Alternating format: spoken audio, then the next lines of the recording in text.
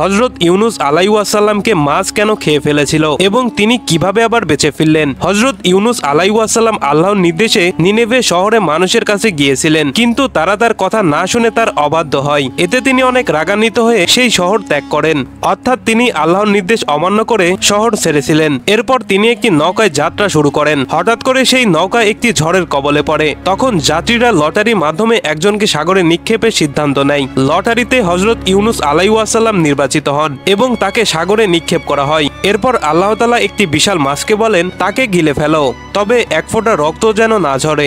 মাছের পেটে গিয়ে তিনি তার ভুল বুঝতে পারেন। এরপর আল্লাহর কাছে ক্ষমা প্রার্থনা করে বলেন, লা ইলাহা ইল্লা আনতা সুবহানাকা ইন্নী কুনতু মিনাজ জালিমিন। এরপর আল্লাহ তাআলা তার প্রতি দয়া করে মাছকে আদেশ করলেন, তাকে তীরে নিক্ষেপ করো। তীরে পৌঁছে তিনি 4 রাকাত নামাজ আদায় করলেন। এই ঘটনাটি এই শিক্ষা দেয় যে এখানে ধৈর্য এবং ভুল স্বীকার করে তার কাছে ক্ষমা প্রার্থনা করা উচিত। এই চ্যানেলটি সাবস্ক্রাইব করুন যদি আপনি এই ধরনের ভিডিও আরো দেখতে চান।